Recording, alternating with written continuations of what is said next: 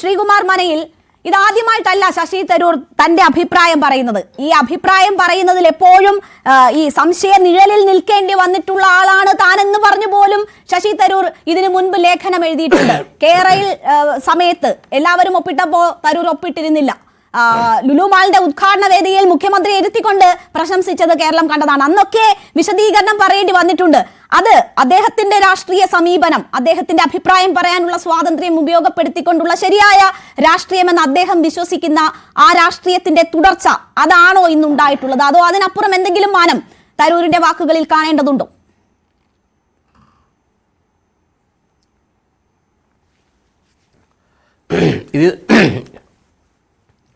എനിക്ക് ഇന്നത്തെ സംഭവ വികാസങ്ങളിൽ നിന്ന് മനസ്സിലാകുന്നത് തരൂർ 2009 തെരഞ്ഞെടുപ്പിൽ നിങ്ങൾ കേൾക്കാമെന്ന് ഞാൻ വിശ്വസിക്കുന്നു. കേൾക്കാം, വ്യക്തമാണ്.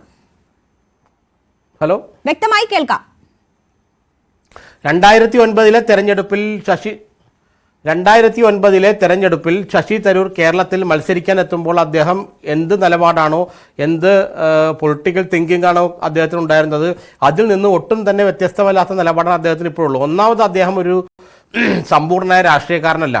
അദ്ദേഹം കോൺഗ്രസിൽ സ്ഥാനാർത്ഥിയായിട്ട് തിരുവനന്തപുരത്ത് മത്സരിക്കാൻ എത്തുന്നത് ഒരു കേരളത്തിലെ കോൺഗ്രസ് നേതൃത്വത്തിൽ ആരും ഇഷ്ടപ്പെട്ടിരുന്നില്ല. അത് അന്ന് വലിയൊരു പ്രശ്നങ്ങൾക്കും വലിയ പ്രകടനങ്ങൾക്കും അത്തരം പ്രശ്നങ്ങൾക്കും എല്ലാം കാരണമാക്കിയതാണ് അദ്ദേഹത്തിൻ്റെ സ്ഥാനാർത്ഥിത്വം. ശക്തിയായ എതിർപ്പ് കേരളത്തിലെ അന്നത്തെ KPCC നേതൃത്വം അതിശക്തിയായ എതിർപ്പ് കോൺഗ്രസ് ഹൈക്കമാൻഡിനെ അറിയിക്കുകയും, പക്ഷേ തരൂർ മത്സരിക്കുമ്പോൾ ഞങ്ങൾ 3 മാസം മുമ്പേ പറഞ്ഞതല്ലേ, പിന്നെ നിങ്ങൾ എന്തുകൊണ്ട് ഇത്തരം പ്രശ്നങ്ങൾ പാർട്ടിയിൽ ഉണ്ടാകുന്ന പ്രശ്നങ്ങളൊന്നും അമർച്ച ചെയ്യുന്നില്ല എന്ന സോണിയാഗാന്ധിയുടെ ശക്തമായ ചോദ്യത്തിന് മുന്നിലാണ് പിന്നെ അന്നത്തെ KPCC നേതൃത്വമൊക്കെ ഒന്ന് ഒതുങ്ങിയത്. ശശി തരൂർ ഒരിക്കലും കോൺഗ്രസ് രാഷ്ട്രീയക്കാരനെ ആയിരുന്നില്ല. അത് നമ്മൾ ആദ്യം മനസ്സിലാക്കണം. അദ്ദേഹം കോൺഗ്രസിലായിരുന്നു. കോൺഗ്രസിൽ നിന്നുകൊണ്ടാണ് അദ്ദേഹം ജയിച്ചതും മന്ത്രിയായതും. ഇപ്പോൾ അവസാനം ഈ 2024 തെരഞ്ഞെടുപ്പിൽ ജയിച്ചതെല്ലാം ശരി തന്നെയാണെങ്കിലും അടിസ്ഥാനപരമായിട്ട് അദ്ദേഹം കോൺഗ്രസ് രാഷ്ട്രീയക്കാരനല്ല. പക്ഷേ കേരളത്തിൽ നിന്ന് പാർലമെന്റിലെത്താൻ ഏറ്റവും മികച്ച മാർഗം അദ്ദേഹത്തിന് കോൺഗ്രസിൽ ചേരുക എന്നുള്ളതായിരുന്നു അന്നത്തെ കാലത്ത്. അങ്ങനെയാണ് അദ്ദേഹം കോൺഗ്രസ് എത്തിച്ചേരുന്നത്.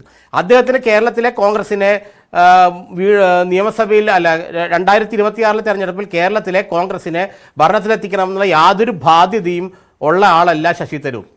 2029 രാഹുൽ ഗാന്ധിയെ ഇന്ത്യയുടെ പ്രധാനമന്ത്രി ആക്കണമെന്നുള്ള ബാധ്യതയും ശശി തരൂരിനില്ല.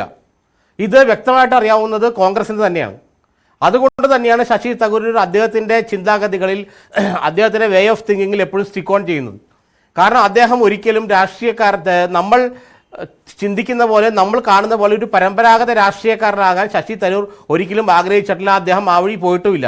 പിന്നെ രണ്ടാമത്തെ കാര്യം, അദ്ദേഹം ഈ ഗ്ലോബൽ സിറ്റിസൺ എന്നൊക്കെ പറയുവാണെങ്കിൽ അദ്ദേഹത്തിന് ഇന്ത്യൻ രാഷ്ട്രീയത്തിൽ ഇനി തനിക്ക് കാര്യമായിട്ടൊന്നും ചെയ്യാൻ കോൺഗ്രസ് നിന്നുകൊണ്ടില്ല എന്ന് അദ്ദേഹത്തിന് മനസ്സിലായി കഴിഞ്ഞു. അത് അദ്ദേഹത്തിന് മനസ്സിലായത് മല്ലികാർജ്ജുൻ ഖാർഗെക്കെതിരെ തെരഞ്ഞെടുപ്പിൽ നിന്നപ്പോൾ മാത്രമാണ്. കാരണം അന്ന് കേരളത്തിൽ നിന്ന് മാത്രമാണ് അദ്ദേഹത്തിന് കാര്യമായി വോട്ട് കിട്ടിയത്.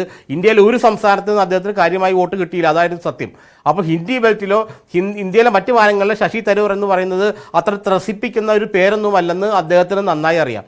അതുകൊണ്ടാണ് അദ്ദേഹം നിരന്തരം കേരളം കോൺസെൻട്രേറ്റ് ചെയ്യുന്നത്. ഇനി ഇന്ത്യൻ രാഷ്ട്രീയത്തിൽ അദ്ദേഹത്തിന് കോൺഗ്രസിൽ നിന്നുകൊണ്ട് എന്തെങ്കിലും സാധ്യതകളുണ്ടെങ്കിൽ അത് കേരളത്തിൽ നിന്നുകൊണ്ട് മാത്രമേ ഉള്ളൂ എന്ന് അദ്ദേഹത്തിന് അറിയാം. പക്ഷേ ഇനി പാർലമെന്റിലേക്ക് പോകാനുള്ള സാധ്യതകളോ താല്പര്യങ്ങളോ അദ്ദേഹത്തിനില്ല. അതുകൊണ്ട് അദ്ദേഹത്തിന്റെ രാഷ്ട്രീയം ഒരു ഓറിയന്റേഷനിലേക്ക് പോവുകയാണ്. ആ ഓറിയന്റേഷനിലേക്ക് പോകുന്നതിന്റെ ഭാഗമായിട്ട് ഇത് മാത്രമല്ല, ഇതിന് മുമ്പ് എനിക്ക് 2 വർഷം മുമ്പ് അദ്ദേഹം ഒരു മുഖ്യമന്ത്രി സ്ഥാനാർത്ഥിയായിട്ട് സ്വയം അവതരിപ്പിച്ച് കേരളത്തിലെ എല്ലാ ജില്ലകളിലൊക്കെ പോയി സ്വീകരണം ഏറ്റുവാങ്ങി. അത് കോൺഗ്രസിൽ വലിയൊരു വാദപ്രതിവാദത്തിന് വഴിയൊരുക്കി നമുക്കറിയാം. അപ്പോൾ അടിസ്ഥാനപരമായിട്ട് അദ്ദേഹം കേരളത്തിലെ കോൺഗ്രസിൽ ചില അവസാനത്തെ കളികൾ കളിക്കുകയാണ്. അദ്ദേഹം എനിക്ക് തോന്നുന്നത് ശശി തരൂർ അഖിലേന്ത്യാ തലത്തിൽ കോൺഗ്രസിൽ നിന്ന് പതിയെ പുറത്തേക്ക് പോവാണ്. അദ്ദേഹത്തിൻ്റെ വാതിലുകൾ കോൺഗ്രസിന് പുറത്തേക്ക് തുറന്നിട്ടിരിക്കുകയാണ്. ആ വാതിലിലൂടെ അദ്ദേഹം പതിയെ പുറത്തേക്ക് പോയിക്കൊണ്ടിരിക്കുകയാണ്. പോകുമ്പോൾ എവിടെ നിന്നൊക്കെ പിന്തുണ വേണം, എവിടെയൊക്കെ അറ്റാച്ച് ചെയ്യപ്പെടണം, എവിടെയൊക്കെ തനിക്ക് ഓറിയന്റേഷൻ ഉണ്ടാവണം എന്നുള്ള കുറിച്ച് അദ്ദേഹത്തിന് ഒരു ധാരണയുണ്ട്. അതുകൊണ്ടാണ് ഡൽഹിയിൽ മോഡിയെ അദ്ദേഹം പ്രകീർത്തിക്കുമ്പോൾ കേരളത്തിൽ പിണറായി പ്രകീർത്തിക്കുന്നത്. അപ്പോൾ ശശി തരൂർ കോൺഗ്രസിന്റെ പുറത്തേക്ക് പോകാനുള്ള അല്ലെങ്കിൽ വെളിയിലേക്ക് പോകാനുള്ള എല്ലാ തയ്യാറെടുപ്പും തയ്യാറെടുപ്പിലുമാണ് അദ്ദേഹം. അതുകൊണ്ടാണ് അദ്ദേഹം ഈ പറയുന്ന പോലെ അപ്പോൾ ആ ഒരു ഗ്ലോബൽ സിറ്റിസൺ എന്നുള്ള ഇമേജ് എപ്പോഴും അദ്ദേഹത്തിന് കീപ്പ് ചെയ്യണം. അപ്പോൾ അദ്ദേഹം ആര് ചെയ്താലും നല്ലതെന്ന് പറയും. കേരളം വ്യവസായ സൗഹൃദ സംസ്ഥാനമാണെങ്കിൽ അത് അങ്ങനെയാണെന്ന് പറയും. അത് CPM ആയാലും കോൺഗ്രസ് ആയാലും എനിക്ക് പ്രശ്നമില്ല. ഡൽഹിയിൽ മോഡി ചെയ്താലും നല്ലതാണെങ്കിൽ അത് നല്ലതാണെന്ന് പറയും. രാഹുൽ ഗാന്ധി ചെയ്താലും അത് നല്ല. പക്ഷെ അങ്ങനെ ഒരു നരേഷൻ അദ്ദേഹം ഉണ്ടാക്കുന്നത് അദ്ദേഹം കോൺഗ്രസിന് വെളിയിലേക്ക് പോകുന്നു എന്നുള്ളത് കൊണ്ടാണ്. ഇത് അദ്ദേഹം ബുദ്ധിമാനായതുകൊണ്ട് തെരഞ്ഞെടുപ്പിൽ മത്സരിക്കാനില്ല എന്ന് കഴിഞ്ഞ തെരഞ്ഞെടുപ്പിൽ തന്നെ പറഞ്ഞതാണ്. കേരളം കോൺസെൻട്രേറ്റ് ചെയ്യുന്നു എന്ന സൂചനകൾ നേരത്തെ നൽകിയതാണ്. അദ്ദേഹം പുതിയ മാർഗങ്ങൾ തേടുന്നു എന്ന സൂചനയാണ് മാധ്യമപ്രവർത്തകൻ ശ്രീകുമാർ മനയിൽ നൽകുന്നത്. അതിൽ നമുക്ക്